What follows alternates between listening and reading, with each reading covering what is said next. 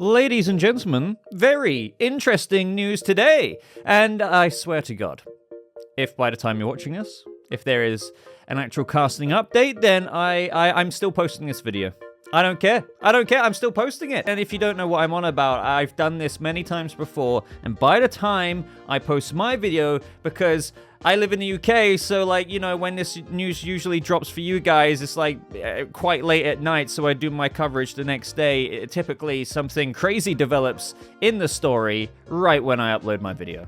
And I seem to be a bit of a magnet for that. But what am I on about? I mean, maybe you can tell by the title if you haven't heard about the news already yourself. That is that Deadline is reporting that Supergirl, Millie Alcock, Emilia Jones, and Meg Donnelly among those in the mix to screen test for the role. So what we're going to do in this video is I'm going to read out a bit of this article. I'm going to go over what I'm thinking about Supergirl as for those mentioned running for the role. And then I'm going to get into some other bits and pieces because, now that this is being said for who might be Kara, what could this mean for Kara popping up maybe before Supergirl Woman of Tomorrow and some other things out there which can affect the larger DCU project. So, exclusive, we are hearing that DC Studios is planning to test actresses soon to star in Supergirl, and that Millie Alcock, Emilia Jones, and Meg Donnelly are in the mix. Now, it's going to be interesting talking and reading your guys' response in the comments section as to who you think or who you prefer or who you can vibe most as Kara, the cousin to that of David Corenswet's Superman in the DCU. It's always interesting because there's so many different opinions usually when it comes to this. It reminds me of, obviously, Superman. So many people wanted Nicholas Hoult. So many people wanted Corenswet. So is there going to be a similar thing happening here? There is a chance the studio could make a straight offer to a star, but all things are pointing towards screen tests for actresses, which will go down within the next month or so, we hear. Well, thank God, because that should mean by the time I upload this video that there won't be a crazy development. But I suppose there is a small chance, just in case they do make a straight offer to a star, then, I guess you'll be like, haha, Boba, it's happened again. You're talking about which actor's going to get the role, but they've already been cast. Well, at least you get my thoughts in a way.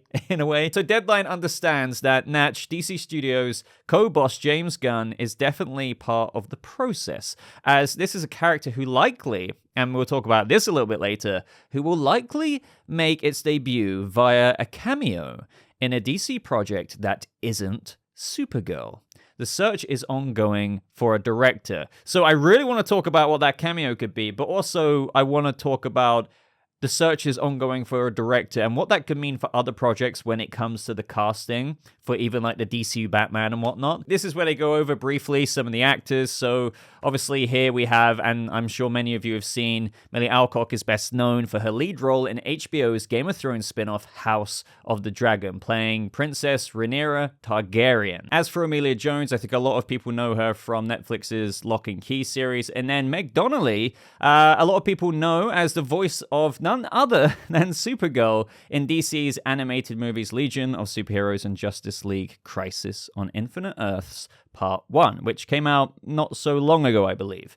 So let me go over some of my thoughts here, because, one thing I keep seeing, as with any casting, and don't get me wrong, I'm not saying this is as, split as whenever there's a Batman or Superman or Lois Lane casting, even though, this is Supergirl, so it's a pretty huge casting, and it's literally Clark's cousin who we're going to see interact with David Corenswet's Clark, so this is why I'm really excited for this role, and Supergirl Woman of Tomorrow I think is going to be, hopefully, kick-ass anyway. But the reason why I said all of that is because I keep seeing people say, oh yeah, Meg Donnelly, look how good she looks as Kara, and then you see an image here, and I'm using a few great examples from some users out there on Twitter, with an artwork piece of Supergirl, whether that's from an actual comic panel or something else, and, I can see that. I can see, let me say this, I can see Supergirl in all of them. That's not something I see everyone saying, because some people say, Millie Alcock, I don't know about that, but then you get somebody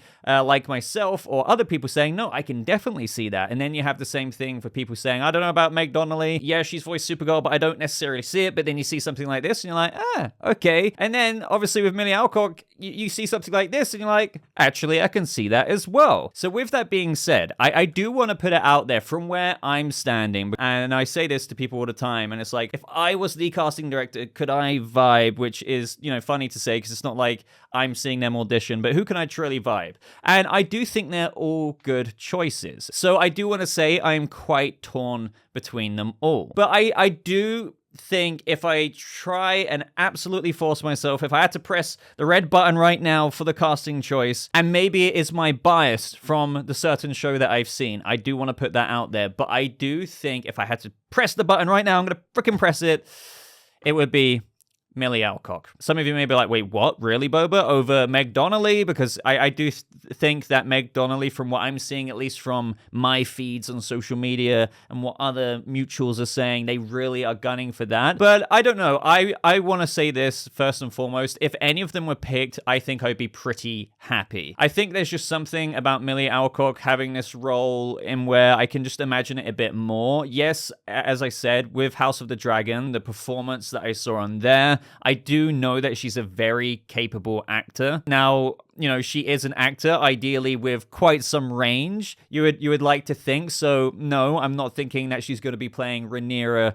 Targaryen as Supergirl. I assume it will be a bit different. But there's just something about Emilia Alcock which I think fits the description of Supergirl Woman of Tomorrow that James Gunn has said before. And just to remind you guys, and where he says here, within our story, we have Superman, who was sent to Earth and raised by incredibly loving parents and nurtured. And we're going to see David Corenswet absolutely kick ass in that role. But when he talks about Kara here, whereas Kara was in Krypton, she was on a piece of Krypton that drifted away from the planet and lived there for the first 14 years of her life, among a horrible situation where she watched everybody around her die. So she's a much harsher and more fucked up Supergirl than we've been used to this far. And imagining this much more harsher, somewhat, I guess you could say, jaded version of Kara, at least initially in the DCU because of what she's experienced, versus, as what James Gunn says here, Clark having been raised by loving parents. Don't get me wrong, Superman,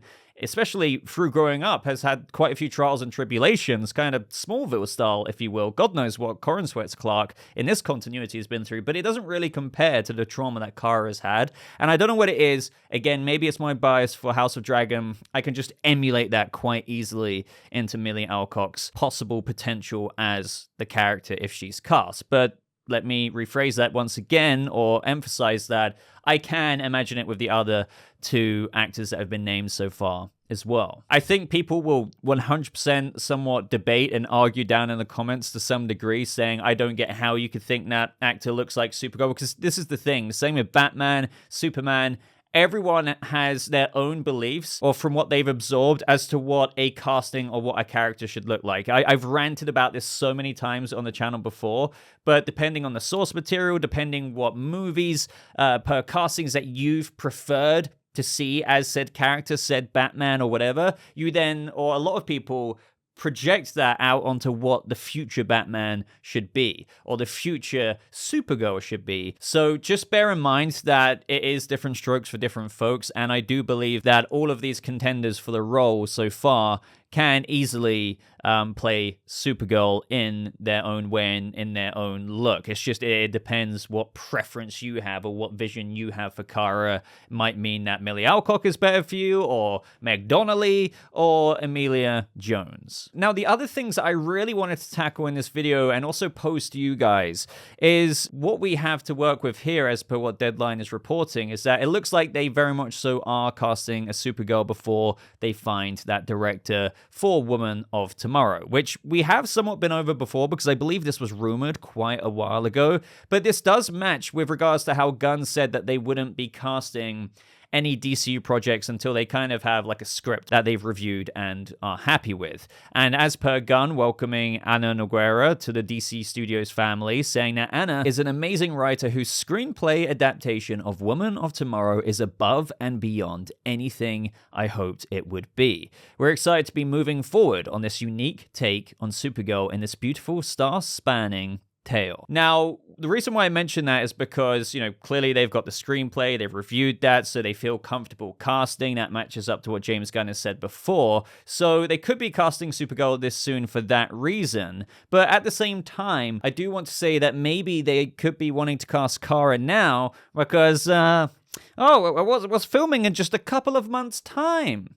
And you could kind of cast before then, especially if it's for a very, very small, tiny role, possibly cameo even, in none other than Superman Legacy. And I really do believe this is going to happen. Now, I need to stress, by the way, because I know lots of people have said, oh no, Supergirl's not going to be in Superman Legacy. They've already got so many characters. Just because another actor's name is added to a film's credits, it doesn't mean they're going to be in 2 hours and 15 minutes of the bloody movie. Please just understand that. I'm not trying to be patronizing there. It's just people seem to think that more characters that get added to a cast, it means that, oh my god, it's going to be so overstuffed. No, Kara, don't forget, is Superman's cousin. She's got her own movie. They're going to go off on the Woman of Tomorrow plot there. So the thing is, let's just say it is Millie Alcock, hypothetically.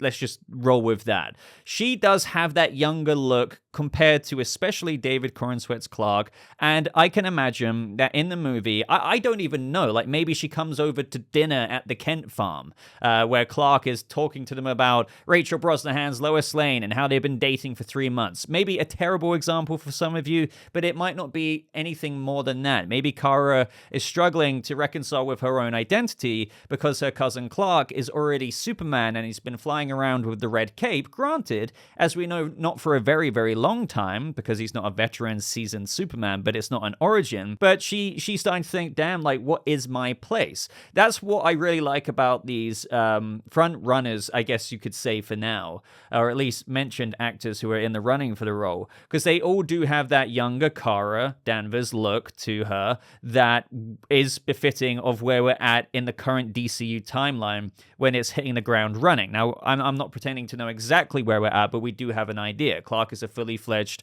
30-something-year-old reporter, matching Corenswet's age. He's not just putting on the cape for the first time. And so Kara, as what we know in the DCU, as per what James Gunn has said, she was on a piece of Krypton that drifted away from the planet and lived there for the first 14 years of her life. So they're seemingly going on that story where she arrives on Earth at some point in the past, I'm guessing, and she looks at her cousin and is like, wait, what?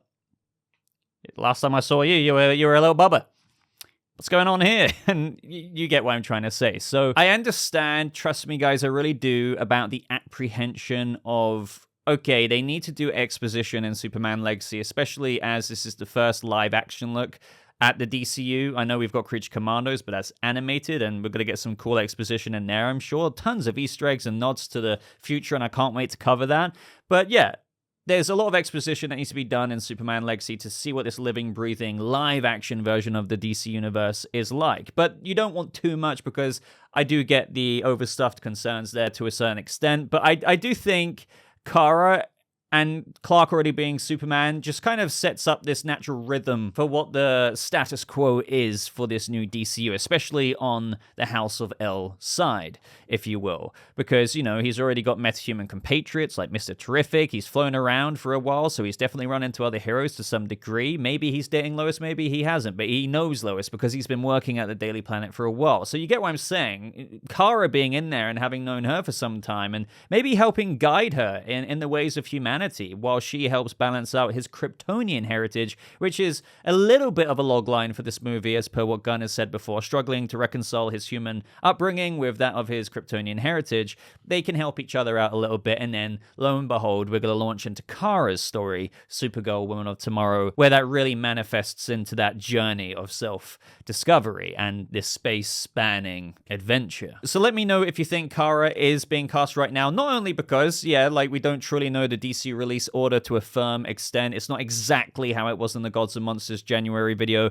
So maybe you could argue, oh no, they're just casting because they've already got the screenplay. They seem to be moving along quite swiftly. But I do think they're trying to squeeze her in Superman Legacy, even in just a nice tiny role in the way I said, to kind of make it look like, oh, look, there's Kara. But she's still got a ways to go in her own plot and her own arc. But the last thing I wanted to mention here is that what they're doing here, maybe it is being accelerated, or should I say expedited along for the reasons we just went over, because they kind of want a role for Superman Legacy, so then they can carry on into, obviously, Supergirl Woman of Tomorrow. So this can't necessarily be guaranteed to be applied to every project in the future. But what is it that I'm on about?